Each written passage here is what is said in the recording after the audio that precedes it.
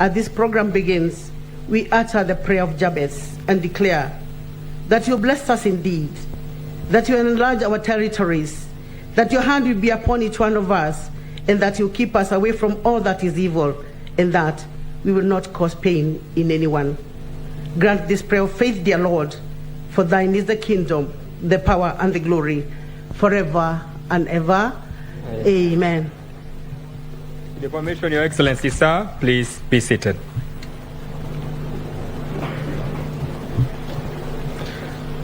Your Excellency, Honorable Uhuru Kenyatta, President of the Republic of Kenya and the Commander-in-Chief of the Defense Forces, the Director General of World Health Organization, Dr. Tedros, the Director General UNON, Mrs. Zainab Bangura, the Regional Director of World Health Organization, Dr. Mueti, the Kenyatta University Teaching Referral and Research Chairperson, Professor Olive Mogenda, and the board, distinguished health sector family, ladies and gentlemen, with your permission, sir, allow me to invite the chairperson, Kenyatta University Teaching Referral and Research Hospital, Professor Olive Mogenda, to make her welcome remarks. Welcome, Prof.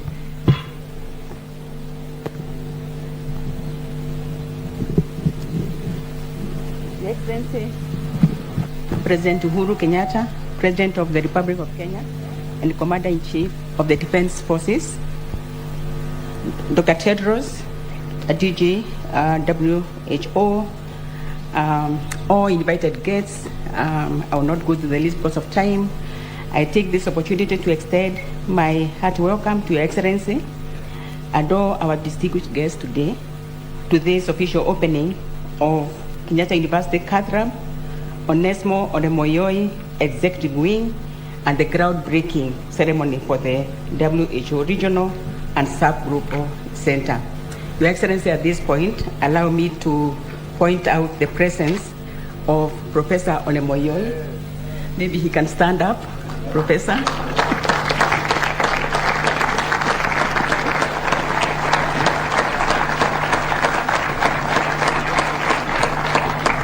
Thank you, Professor Olemoyoi, and your dear wife, Leader Olemoyoi. Leader, you can also stand up, we see you. Your Excellency, Professor Olemoyoi was the chairman of council, Kenyatta University, for many years. I always tell him he's the one who gave me the job as a VC, a very progressive professional, a doctor and a scientist, and he was very instrumental in the visualization of this hospital and looking for the money and convincing the president during that time to give us the money. Congratulations, Professor Olemoyoi. We are happy to honor you today. Your Excellency, sir, on behalf of the university and the hospital, I sincerely thank you for your support that you have continued to give us in this particular institution, your support in the acquisition of critical equipment and technology, Your Excellency, and especially the cyber knife that is coming up this month, Your Excellency. We will work very hard to make sure that you are the one who is going to commission it. Your Excellency, with your support, enabling the hospital have an integrated molecular imaging center has continued to be a great blessing for many of Kenyans and also people in the region. Your Excellency, so far we have scanned 1,200 Kenyans who otherwise would have gone to India for scanning. And we continue to be a blessing in the region because we have also scanned patients from 15 countries surrounding us, Your Excellency, including India. Indeed, Your Excellency, continued collaboration have cemented KU position as a medical hub and lead in multidisciplinary research and interventions. And with the opening of the hospital cathedral, as we did today, this will really impact on people, especially the people with cardiovascular disease, Your Excellency. With the new cathedral, we are now in a position to address the cardiac problems such as coronary heart disease, heart attacks, and as we explained to by the doctor this morning, Your Excellency. In addition to the hospital cathedral, the Onesmo Olemoyoi Executive Wing, which you opened today, is also a valuable addition to the range of patient services in this hospital. The wing will help address the patient needs for those seeking personalized care. The wing will also encourage people from all walks of life to utilize public facilities.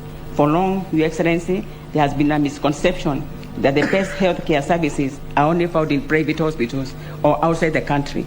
Sir, this myth must be dispelled.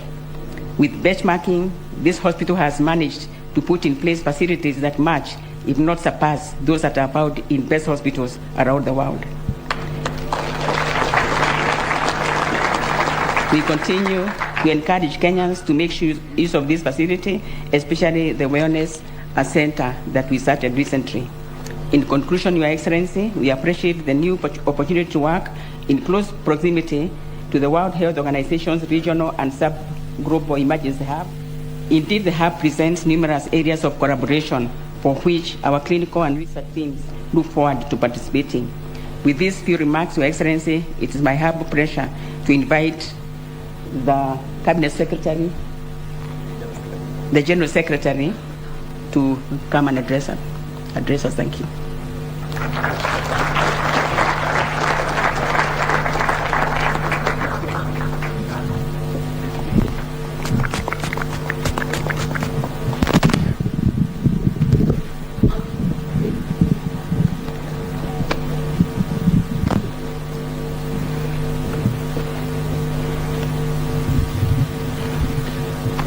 Thank you. Thank you to Madame Olivia. I heard her other name. Chief Visionary Officer. And I was so glad to join His Excellency in visiting what she has done. Your Excellency, President Uhuru Kenyatta, Excellencies, dear colleagues and friends, it's a pleasure and an honor to be here for the launch of the WHO Health Emergency Hub and the new Center of Excellence for Workforce Training. This effort builds on a long history of partnership between Kenya and WHO. Of course, between Kenya and the UN. DG Zainab Bangura was telling me all the support that the United Nations is getting in Kenya, and I would like to appreciate His Excellency for his support, not only to WHO, but the whole UN family. President Kenyatta, I would like to express my gratitude and my admiration for your leadership and vision in support of WHO and for sponsoring this hub, which will help build stronger and more resilient Africa. And I would also like to use this opportunity to thank the Cabinet Secretary, Mutahi Kagwe, and the Director General, Patrick Amott, and the whole of your team for all their support to realize this vision. I also want to commend our WHO Regional Director for Africa, my sister, Dr. Shidi Moeti, and her team for their foresight and commitment in taking the hub and these vital centers of excellence forward. The African region experiences over 100 health emergencies per year, more than any other region in the world, including outbreaks of cholera, yellow fever, meningitis, measles, Ebola, as well as humanitarian disasters such as the current hunger crisis in the Horn of Africa and the Sahel region. The frequency of these events is expected to increase, sadly. Public health emergencies in the region often prove overwhelming for already weakened health systems and lead to interruptions in the delivery of essential health services and disrupt societies and economies. But it does not have to be this way.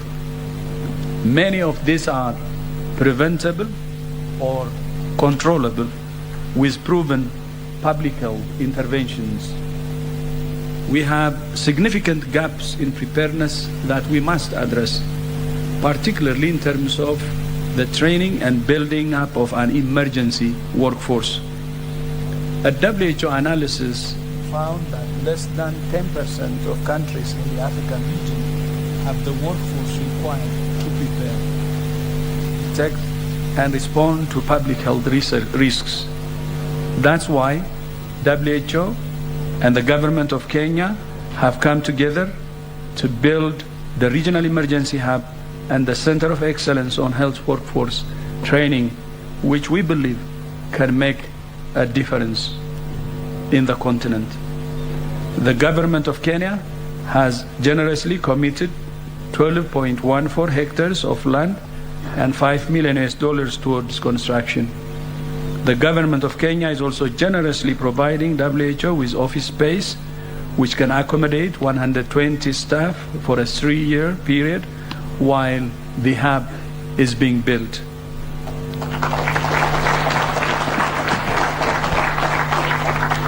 So the work has already begun. We cannot wait until the construction is completed.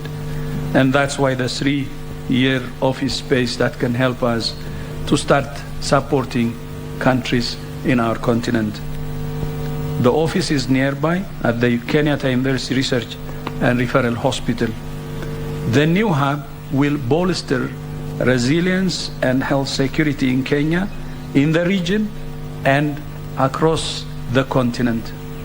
From the hub, we will be able to coordinate emergency response for the Eastern Africa region and organize the delivery of life-saving medical supplies to where they are needed the most in the whole continent.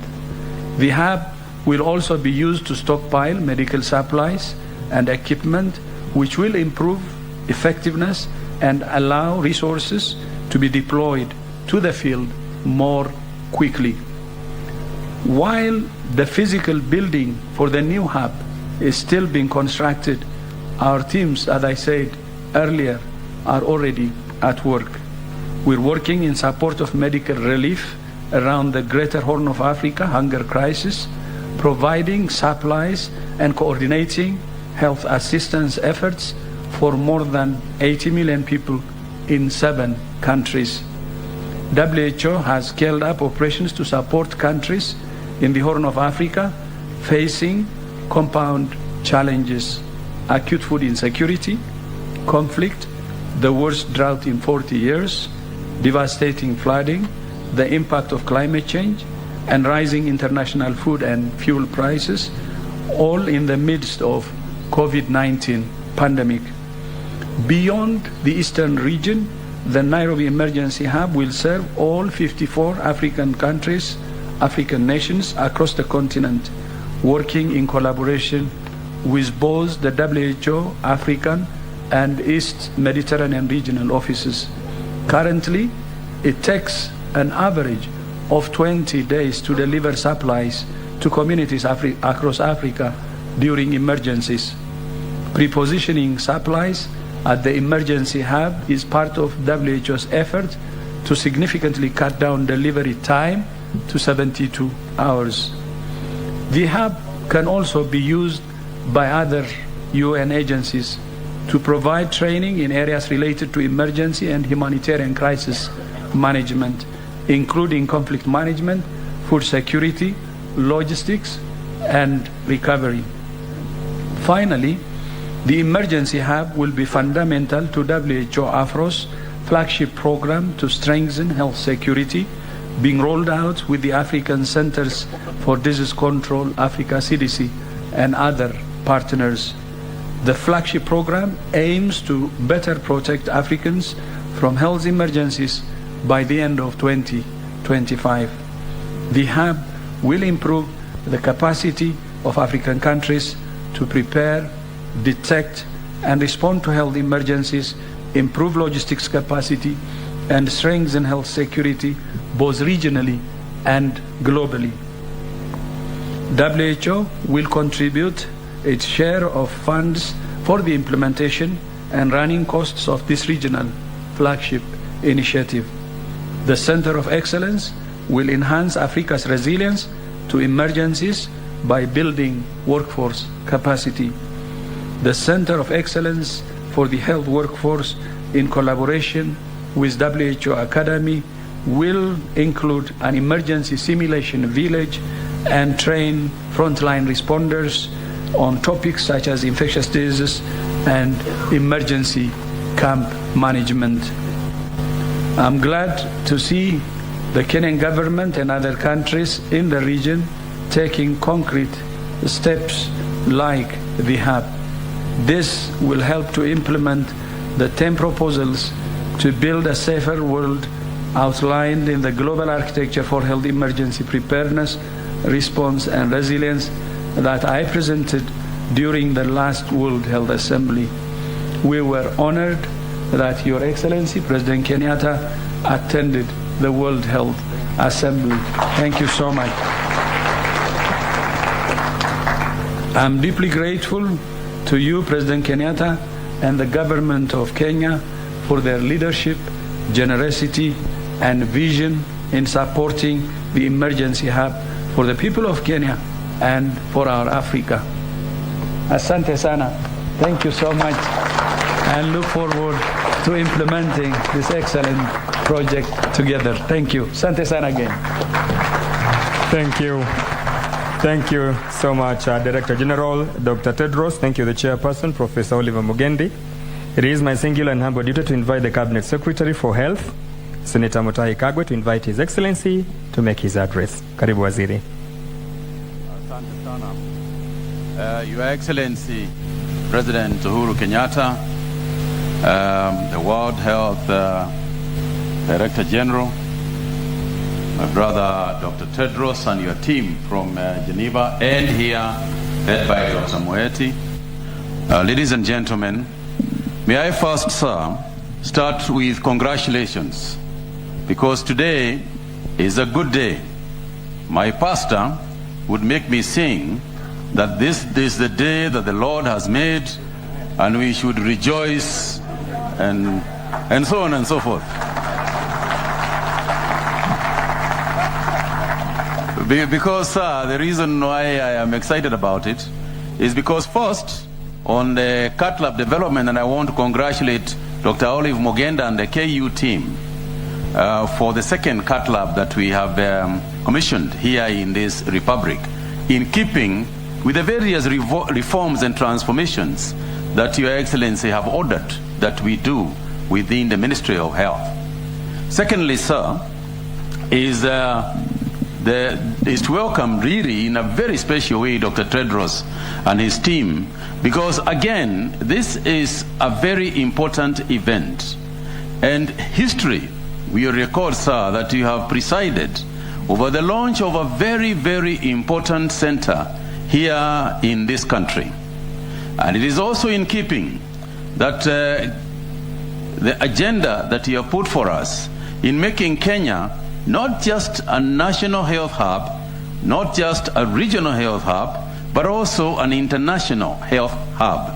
From this center, sir, just neighboring us in KU, we have assisted other countries. We have indeed lived on the motto of being our brother's keeper. We sent 50 nurses from this center to help Seychelles when COVID-19 broke out and everybody thought that we didn't have the capacity to deal with it for ourselves. But not only did we have the resilience, because we reestablished this hospital within 3 months as a COVID-19 response unit, and also assisted other countries from this place. So, Your Excellency, the World Health Organization, since day one, has been committed to coming here to Kenya, and like Dr. Tedros said, we have no doubt it is because of the confidence and the support that you continue to give them. You know, Your Excellency, at the point of embarrassing somebody, you know, Dr. Thiam, Adam, I don't know where Adam is, but when he came to my office and he talked about some space that he was looking for to have the center, he has been around all this country.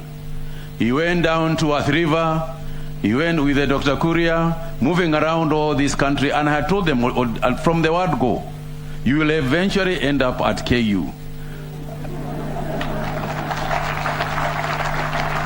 So the tourism was good, but eventually Dr. Thiam came back to the same place that we started, and it is a logical conclusion. It's a center where We have an airport very near here. We have got a hospital right here. And Your Excellency, I have no doubt that the World Health Organization personnel will not only enjoy working in the center, but they will indeed enjoy working in this country. And therefore, Your Excellency, again, let me say congratulations to you personally for the way you have continued to lead us in the health sector. In exactly 30 days, this is the 9th of July. And for those of you who might not know, on the 9th of August, there will be an election in this country.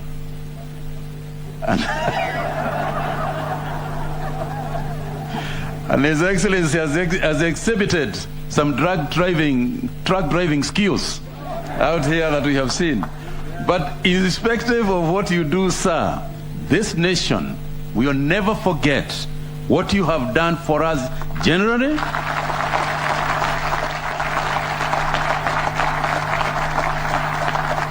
but what you have done for the health sector will be remembered for generations and generations to come. Not just by Kenya, not just by the region, but the world at large. We remember when the UN, when you launched, sir, the UN COVID Center at Nairobi Hospital, where Zainabu was dreaming and working day and night. It is because of your support that the UN constructed that particular COVID center in Nairobi Hospital. Now we are here with the World Health Organization. Your Excellency, congratulations and thank you. I thank you. On behalf of all of us, on behalf of Kenyans and the global community, sir, we wish you well. And therefore, at this juncture, may I ask you to remain upstanding so that I can ask Your Excellency to come and make your remarks to us. Asanteni sana, Mungu asifiwe. Amen.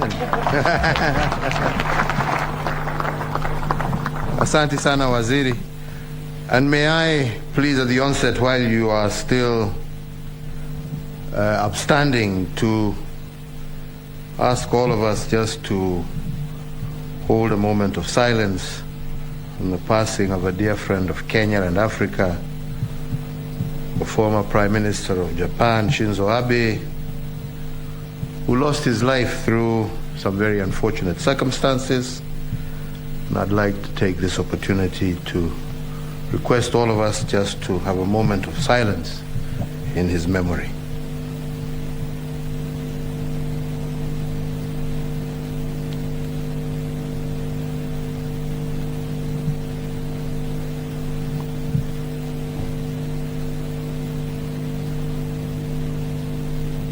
I thank you very much. Thank you.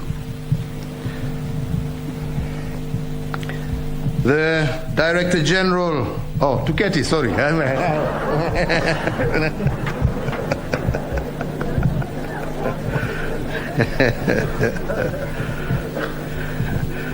The Director General of the World Health Organization, my dear friend and brother, Dr. Tedros, my sister, DG, Head of UNON, Dr. Zainabu Baigura, diplomatic missions represented here, Mzee Onesma Sole Moyoi, whom we are here to honor today, ladies and gentlemen, let me say how pleased I am to join you here today as we celebrate a new dawn in the health emergency response within Africa. We are here to break ground for the World Health Organization Africa Regional Operations and Logistic Hub, which indeed is a historic moment for our country and indeed for the entire Eastern and Southern African region. I feel very compelled to commence my remarks by expressing our and my personal sincere gratitude to Dr. Tedros, the Director General of the World Health Organization, for the decision to establish a WHO regional emergency hub in Africa, and more so, here in Nairobi as one of the 3 regional WHO emergency hubs on the African continent.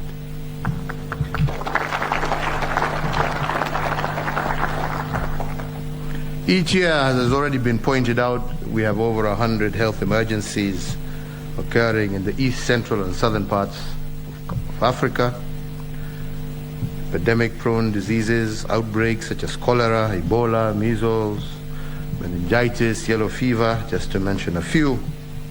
And these emergencies, along with the current COVID-19 pandemic, pose a serious health and social, as well as economic and security risks that threaten to reverse the years of progress in health and indeed the overall social economic development progress that our continent has made. The scars left behind by these recurring health emergencies is the reason we are here today. Together, united in our common cause to invest better in emergency preparedness and response. Just like many other nations, just as we were recovering from the social and economic effects of COVID-19, we are now in the midst of a possible 6th wave of the pandemic that is compounded, unfortunately, by this chilly and gray weather that we're experiencing in Kenya and around us. The loss and the havoc and the pain we've had to endure since we reported our first COVID-19 case, and through the last 5 waves of this disease, have no doubt been devastating, not only to lives and families, communities, but also to our economy. In response to the pandemic, the resilience of our nation was indeed put to test. However, over time, our Kenyans embraced the fact that it was not enough for the government to upscale its efforts if the citizens themselves did not upscale their engagements as well. And they all understood that indeed a challenge like COVID-19 requires citizens to partner with governments in finding solutions to contain such challenge, but also requires nations to work with each other in order to ensure that we get lasting solutions. So, ladies and gentlemen, although we as African nations did relatively well in our attempt to contain the disease and flatten the curve, we all must remember that there were 2 challenges that stifled our efforts. Firstly was the supply of essential commodities such as PPEs, which were very limited, and secondly, the vaccine inequality problem due to the global supply chain challenge, and regrettably, what we referred to as vaccine apartheid. The profound challenges led to the emergence, however, of a new path, an innovative thinking on the part of many African countries. And the emerging path was laced with opportunities, with a promise of a better tomorrow. We in Kenya, for example, have now developed our own capacity to manufacture our own PPEs for local use as well as for export to the region and the world. And very soon we shall be launching our own vaccine manufacturing capacity, Kenya Biovacs.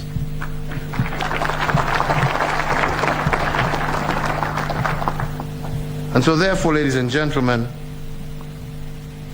the setting up of this WHO logistics hub in Kenya goes hand in hand with the establishment of the Kenya Biovacs Institute, our government's first human vaccine manufacturing plant.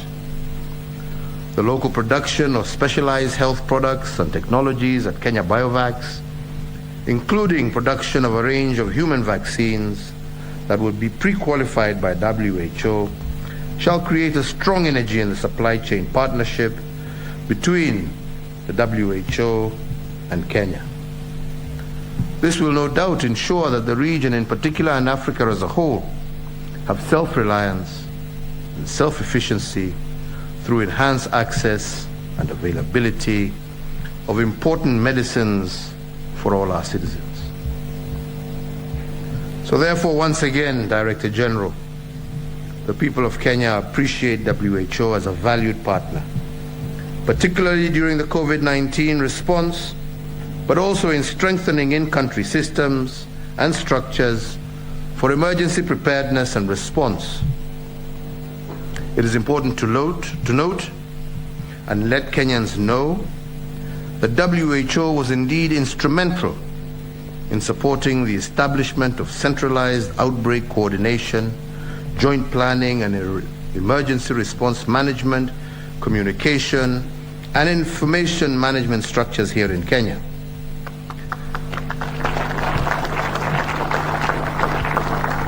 The WHO was also instrumental in helping us set up the Public Health Emergency Operations Center for coordinating operational information and resources for strategic management of public health emergencies. The government also acknowledges that the new innovative initiatives launched by the World Health Organization to improve the capacities of African countries to respond in real time to increasingly numerous and complex health emergencies. And it is in this context that the WHO Regional Office for Africa sought to strengthen and expand the WHO Emergency Hub in Kenya to coordinate high-quality responses to health emergencies in Kenya and other Eastern and Southern African countries.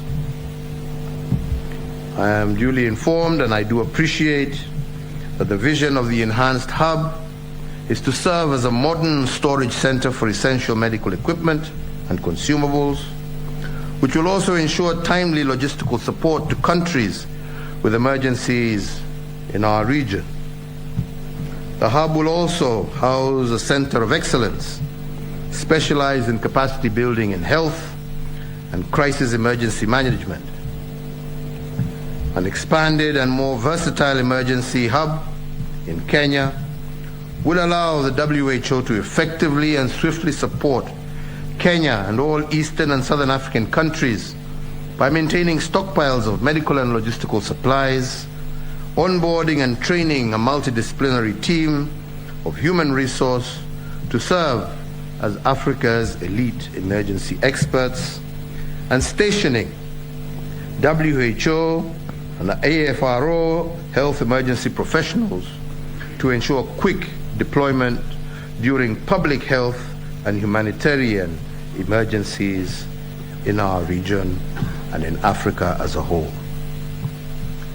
So again, as has been stated, and to facilitate the commencement of these operations of the hub, the government and the people of Kenya have, in addition to allocating 30 acres of land, I speak acres, this man speaks hectares. It's exactly the same. Adjacent to the Kenyatta University Teaching, Referral and Research Hospital, we have also committed $5 million towards operationalization of this hub, and we will continue to collaborate with the WHO and other development partners in sourcing for more resources to support the completion and the full operationalization of this hub. The government has also provided WHO with rent-free office space at the Kenyatta University Teaching and Referral Hospital to accommodate the initial staff complement of up to about 150 officers who will be needed to start operations for the establishment of the hub and to commence the shipment of medical supplies that can set up a required warehouse. This space, which we have just opened, has been identified, and it will be in the building of the Training and Research Innovation Building of the Kenyatta University Teaching and Referral Hospital. In view of the nature of the operations, indeed as we have just been told, the emergency logistics hub will especially require and need to be able to ship commodities and other logistical support within 24 to 72 hours. So therefore, my administration did direct the National Treasury and the Kenya Revenue Authority to ensure an expedited and fast-track lane for customs clearance for all medical supplies destined to this facility. And I am pleased today to announce that as a result of this, the Kenya Revenue Authority, in collaboration with other government agencies, has now developed an end-to-end process flow map for this expedited clearance process in order to ensure the smooth running of this facility. I want to assure WHO of Kenya's unflinching support for strengthening your activities and your position as a global leader, for a coordinating entity for preparedness and response to pandemics and other health emergencies. And I'm also pleased to note and to announce that Kenya has now endorsed the legally binding International Pandemic Treaty under WHO, which aims to strengthen global solidarity, high-level political commitment, and equitable distribution of vaccines, diagnostics, therapeutics during pandemics, especially to the developing world.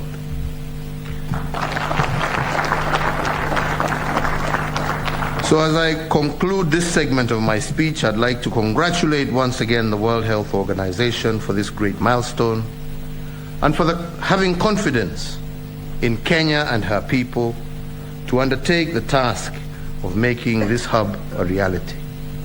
I also wish to commend the Cabinet Secretary and his team for spearheading the activities towards the establishment of this hub, and I indeed look forward to our nation joining other pioneering nations in the world that are host to regional WHO hubs and to the beginning of a new era in the management of health emergencies in our great continent of Africa.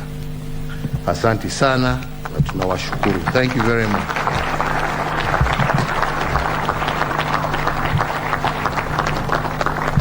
Sijamaliza, please be seated. Nimemaliza ya Tedros.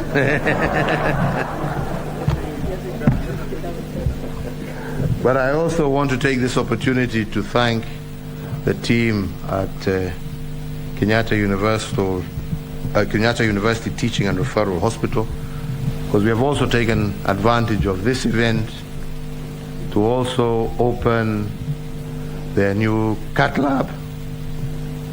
I want to congratulate you because it is quite clear that this hospital is progressively going to become the most modern medical facility on the continent of Africa.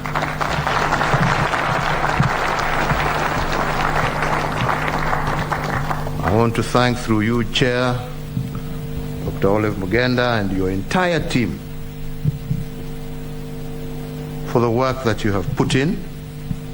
We have had the opportunity to visit this hospital severally, and today we've seen what you've done in cancer. As she has correctly stated, will be the first country in Africa outside of Egypt to have the cyber knife. She promises me I'll be the one to open it.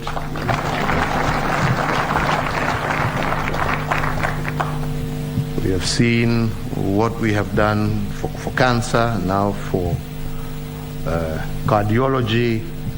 This hospital was fundamental, and it opened right on time and was instrumental in helping us manage the COVID pandemic, and we're very grateful for that. And what does this say? This just tells us that what the nation requires is just visionary men and women and people who are committed to work. You know? We're here celebrating a mzee like this, who had the foresight to support, start, and to understand what a facility like this would mean to the people of this republic. And we have come and continued and pushed that agenda through. But it is very sad also that we also have a few of us who are learned but unfortunately lack wisdom and behave like very ignorant people who have never even entered a classroom door. And I'm sorry to say this, but it is true. Huh? And for their sake, because they're in the minority, the majority appreciate. But for their sake, let me wacha ni elaborate waelewe. Yeah?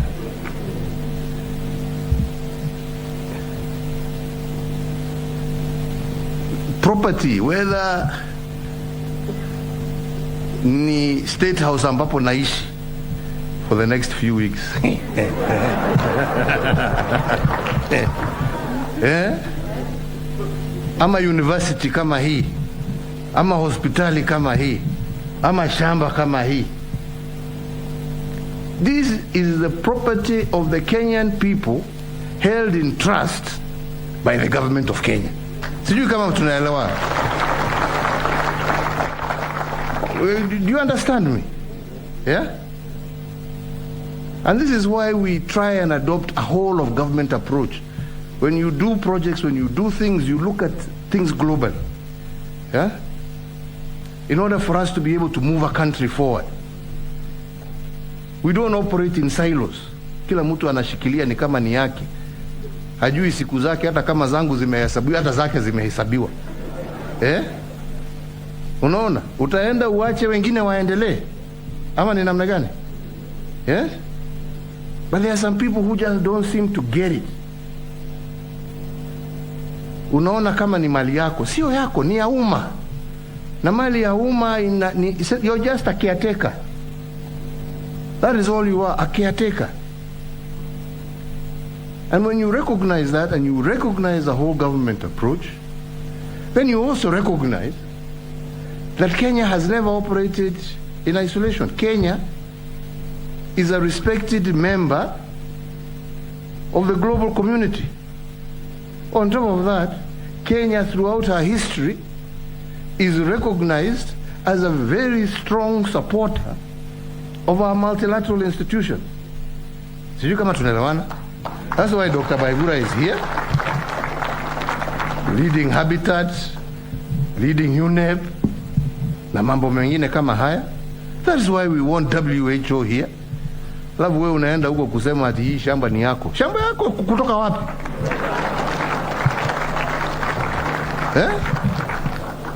Hii ni shamba ya Wakenya.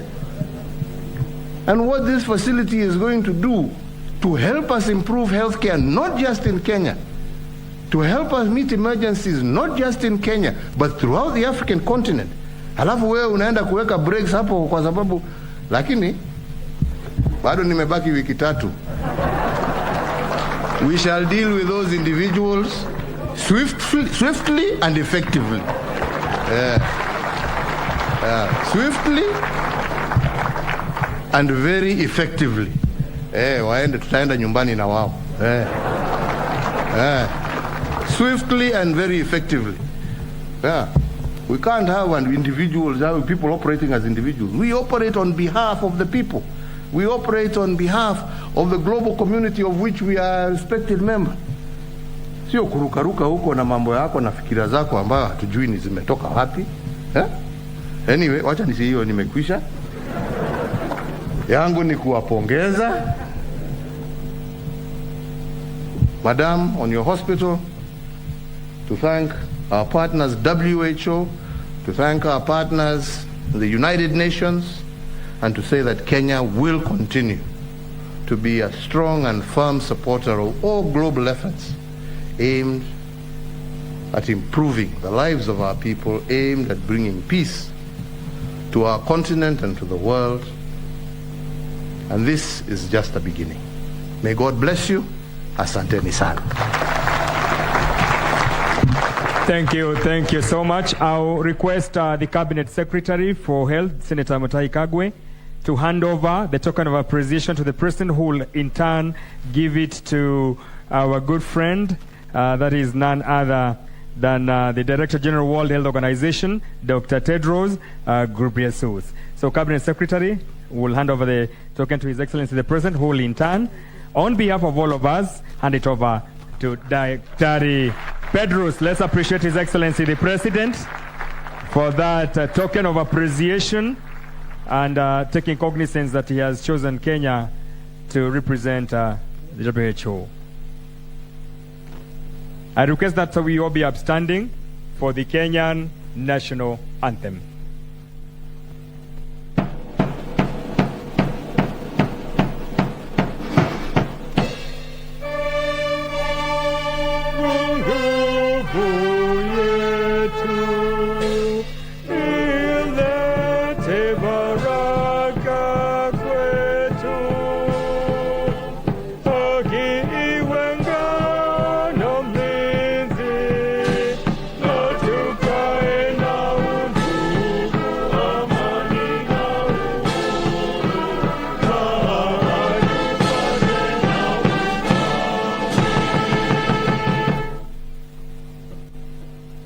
Nitaomba tubaki tumetulia wakati Mheshimiwa Rais anapoondoka.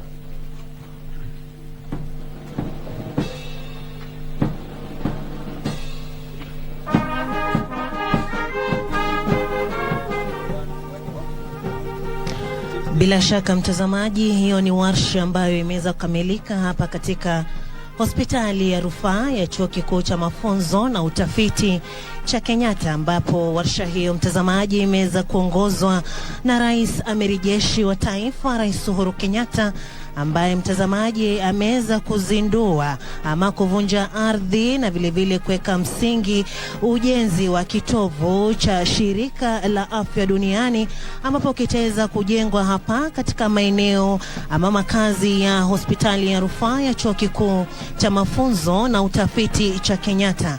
Rais Uhuru Kenyatta alikuwa ameandamana na baadhi ya washikadau katika sekta ya afya, akiwemo Waziri wa Afya Mutahi Kagwe na vile vile mkurugenzi wa shirika la afya duniani Tedros Ghebreyesus, na vile vile washikadau mbalimbali, hata aliyekuepo pia ni gavana wa kaunti ya Nairobi ambaye ni Ankananu, na washikadau mbalimbali katika kaunti ya Nairobi, ambapo fika hapa kuweza kushuhudia warsha hii kubwa, ambapo Rais Uhuru Kenyatta ameweza kupongeza sekta zote ambazo zilitumika ama zilihusika katika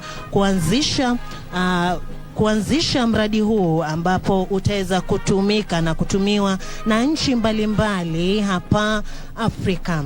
Vile vile hapa kumekuwepo na mwenyekiti wa hospitali ya rufaa ya chuo kikuu cha mafunzo na utafiti ambaye ni Olive Mogenda, ambapo mtazamaji ameweza kuongelea na kusifia washikadau ambao wamesaidia katika kuwezesha mradi huu kuweza kuanzishwa, na vile vile akaweza kusema kuwa mtazamaji, katika muda wa takriban wiki moja ama mbili watakao tena wanazindua mradi wa CyberKnife, ambapo ni mradi ambao utaweza kusaidia katika kutibu saratani, na Rais Uhuru Kenyatta ameweza kusema kuwa anafurahia kuwa ataweza kusaidia kuzindua mradi huo ambao utaweza kuwasaidia watu wengi sana, si tu hapa nchini Kenya bali katika bara la Afrika. Na vile vile mkurugenzi mkuu wa shirika la afya duniani yani WHO ambaye ni Tedros Ghebreyesus ameweza kusema kuwa uzinduzi wa mradi huu ambao umeweza kuzinduliwa ama kuwekwa msingi hii leo utasaidia zaidi ya nchi 54, na vile vile akaweza kusema kuwa kwa mambo ya kushughulikia mambo ya dharura, ambapo kwa sasa huwa yachukua takriban siku 20 kuweza kuangalia mambo ya dharura hapa barani Afrika, na akasema kuwa muda huo utaweza kupunguzwa hadi masaa 72. Na vile vile Rais Uhuru Kenyatta mtazamaji ameweza kuongelea mambo mengi sana, akisema kuwa ikizingatiwa kuwa sasa hivi tupo katika wimbi la 6 la COVID-19, shirika hili la afya duniani limeweza kutusaidia katika mambo mengi, ambapo kusaidia kupunguza makali ya COVID-19, na vile vile litaweza kusaidia katika mambo mengi, hasa katika magonjwa ya dharura kama vile kolera, Ebola, yellow fever. Akasema kuwa hii itaweza kusaidia kuweza kupunguza na vile vile kuweza kudhibiti magonjwa kama hayo hapa katika bara la Afrika, kwani itakuwa ni kitovu cha shirika hilo la afya duniani. Vile vile mtazamaji, hapo awali pia Rais Uhuru Kenyatta aliweza kuelekeza waliofika hapa katika ukimya wa takriban dakika chache ili kumkumbuka aliyekuwa waziri mkuu wa Japan ambaye ni Shinzo Abe, ambaye alifariki hivi majuzi, na vile vile akaweza kuongelea mtazamaji kuhusiana na changamoto ambazo tumeweza kupata hapa nchini Kenya katika kudhibiti msambao wa matandavu ya COVID-19, ambapo alisema changamoto kama vile usambazaji wa vifaa na vile vile utengenezaji chanjo. Akasema pia kuwa mtazamaji, kufikia sasa tutaweza kuzindua kituo cha kutengeneza chanjo, yani Biovax, hapa nchini Kenya, ambapo ni jambo ambalo limeweza kupigiwa upato na watu wameweza kufurahia sana, kwani chanjo hii sasa itamaanisha kuwa tutakuwa tena na shida za kupata chanjo katika kutibu magonjwa mbalimbali ambayo yatakuwa na wakumba wa Kenya. Mtazamaji, unapoona hapo katika runinga yako ni picha za mwisho ambapo tunakamilisha warsha hii.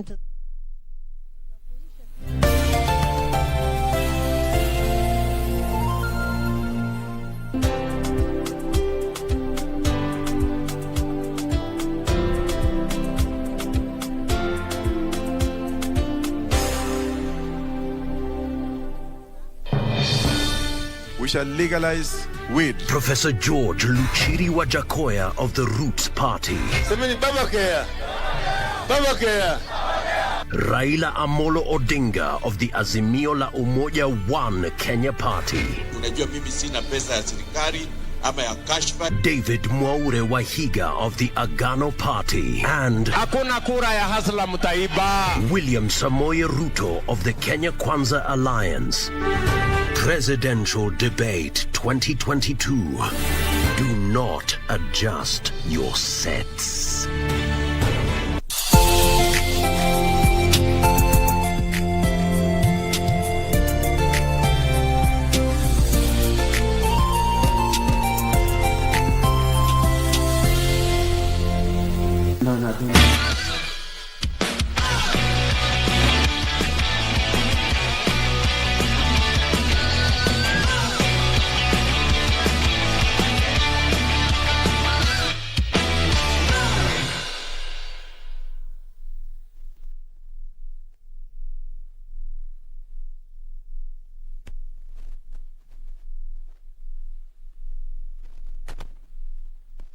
Hospital, and of course a little bit of the backgrounding from Sarafina Robi from the venue. But time to get sporty on Game On this lovely Saturday afternoon, where we are talking matter sports and a lot of things to cover, a lot of stories to cover, including Simba's emphatic run, the ongoing World Cup 2023 qualifiers in France, as well as the pool for the Commonwealth Games is just out, and Shuja know who they'll be facing. Who is better to speak about that than a guest that I'll be introducing in a short while, who is with me on set. But of course, some of the other content that we have for you is the ongoing Africa Women's Championship that's in Morocco, as well as the good run of Angela in the Wimbledon, where she reached the finals, the doubles finals, girls doubles finals, after winning their semi-final match yesterday. How about the rallycross as well, ongoing at Machakos People's Park? Dan Mwendo will be standing by to give us a feel on the ground and who is racing and who is poised to win among the 8 teams that are participating. A very good afternoon and welcome. I'm Bernard Okumu, and straight to the show now. We begin with our interview where we have a rugby legend, Kenya rugby legend Humphrey Khayange. Karibu sana katika kipindi cha Game On, and great to have you, Humphrey. You know, and what a better way to begin by talking about your recent, a month ago, right, your nomination to the WADA as a member of the executive committee, you know, and first question will be, how important is this role to the athletes, and how will you effectively play the role? I think, thank you, Bernard, for having me on air. I think I always available to come and share views around sports to KBC.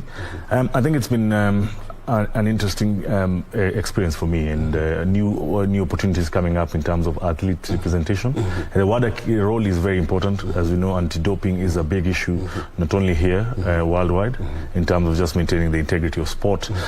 So we're just looking at how can we ensure and empower the voice of the athletes in terms of the anti-doping world, and ensure that we are all maintaining equal standards for athletes to compete and participate on a level playing platform.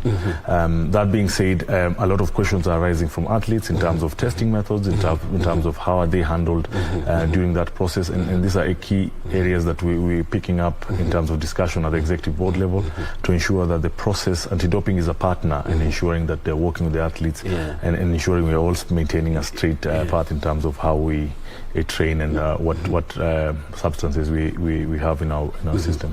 And working alongside AIU, of course, right? Yes, AIU is the testing unit in WADA, and they're hugely involved in terms of ensuring, picking samples, testing, coming up with recommendations in terms of how their programs are running, but very closely with the AIU as well. Yes, and of course, mostly it's all about the information breakdown is what has been a major, the missing link in the fight, we say in the fight against doping, or in raising awareness about the same. How are you planning to do it in back here, working with the other agencies that are also mandated to do the same? I think, first of all, athletes look at anti-doping as the police coming to catch them. Even if you've not doped or even if you've not done anything, anti-doping, the way they come and approach you, athletes are already apprehensive and like, okay, you're already coming and treating me as somebody who's done wrong even before the result has come out. So back here, education becomes a big thing, and in anti-doping, testing is only a small part. We want athletes to be more empowered, and I think locally, the ADAC has been doing quite a lot of work in terms of empowering, in ensuring education. Athletes are well informed. Education is power. So athletes are well informed about whatever. If somebody comes and tells them this, you can